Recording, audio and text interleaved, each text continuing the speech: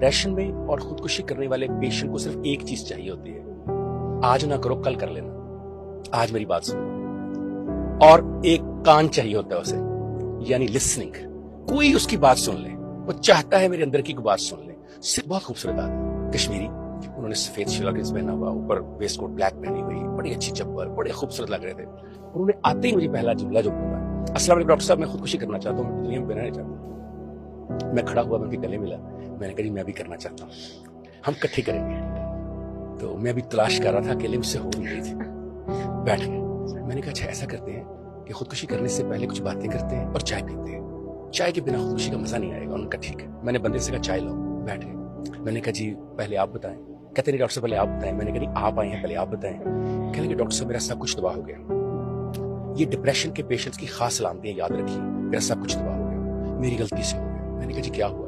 कहने लगे मेरे प्लाजे को आग लग गई, वहां मेरा करोड़ों का माल जल गया, जिनसे मैंने पैसे लेने थे उनका रैकेट वहां था वो जल गया, जिनको देने थे वो मेरे घर आगे पैसे लेने। सर मैंने पूरी जिंदगी मेहनत करके ये बनाया था, मैं इतना नुकसान हुआ है कि अब मैं दोबारा स्टैंड ले नहीं सकता। सर मैंने अपने घर का, अपने बच्चों का रिस्क तबाह कर दिया। सर मेरी जिंदगी तबाह हो गई। उसको सुनता रहा चुप करके। मैंने कहा अच्छा बहुत बुरा हुआ सर। सर आपकी हिम्मत है, अगर मैं आपकी जगह होता तो अब तक खुदकुशी कर चुका होता। बड़ी बात है कि आप अभी तक जिंदा हैं। अच्छा वो बड़े खुश हुए कि डॉक्टर साहब तो मेरी जैसी बातें कर रहे हैं। तो मैंने कहा अच्छा ये बताइए अम्मी हैं? कहता जी हैं।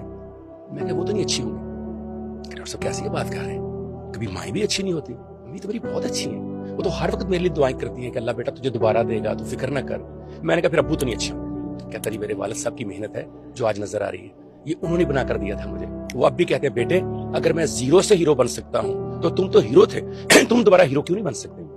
मैंने कहा फिर बीवी नहीं अच्छी होगी ना, तभी तो खुदकुशी कर रहे हैं। कहने लगे सर उसने सारा जेवर ला के मेरे आगे रख दिया। कहने लगी मैं आपको परेशान नहीं देख सकती, ये ले लिए, बेच दीजिए, घर बेच दीजिए, गाड़ी बेच दीजिए, कारोबार में लगा लीजिए, परेशान ना होइए, आप मेरे सरताज हैं। मैंने कहा फिर बेटे बदतमीज हो गए। सर 2 बेटे हैं, बहुत ही अच्छे। मैंने कहा फिर बेटी ने कुछ ऐसा किया होगा? कहने लगे बेटी 7 साल की है, मैं घर बाद में दाखिल होता हूँ, टॉवल पहले मेरा होता है, शूज पहले पड़े होते हैं, ठंडा पानी पहले मेरे लिए पड़ा होता है, चाय मेरे लिए बना के रखी होती बेटी ने और आकर मेरे गले लग जाती है, वो मेरी जिंदगी है। मैंने कहा अच्छा चले ऐसा करते हैं, कितना नुकसान हुआ आपका? कहने लगे यही कोई 80-90 करोड़ रुपए का नुकसान हुआ। मैंने कहा भाई मेरे चेकबुक लाओ। मेरा असिस्टेंट मेरी चेकबुक लाया, मैंने उस पर लिखा 90 करोड़, नीचे साइन किए। मैंने कहा ये मेरी तरफ से आपको 90 करोड़, ये मैं आपको देता हूँ ताकि जो आपका नुकसान वो खत्म हो। अगर इसकी वजह से मर रहे हैं तो मैं आपको दे देता हूँ। आप ऐसा कीजिए, अम्मी अब्बू भाभी हमारी 2 बेटे और बेटी वो मुझे देते हैं आपको 90 करोड़ में। उससे सुखड़ा हुआ। डॉक्टर साहब कैसी बदतमीजी बात कर रहे हैं? क्या माँ बाप बीवी बेटी और बेटे बेचने के लिए होते हैं? उनकी कोई कीमत होती है? मैंने कहा यही मैं आपको बताना चाह रहा हूँ। आपने कहा सब खत्म हो गया, मुझे लगता है सब आपके पास है, आपका कुछ भी खत्म नहीं हुआ। ये जो खत्म हुआ मैंने आपको दे दिया, जो मैं आपको नहीं दे सकता वो आपके पास है। अब बताइए खत्म हो गया कि सब कुछ है? उसने कभी नहीं सोचा।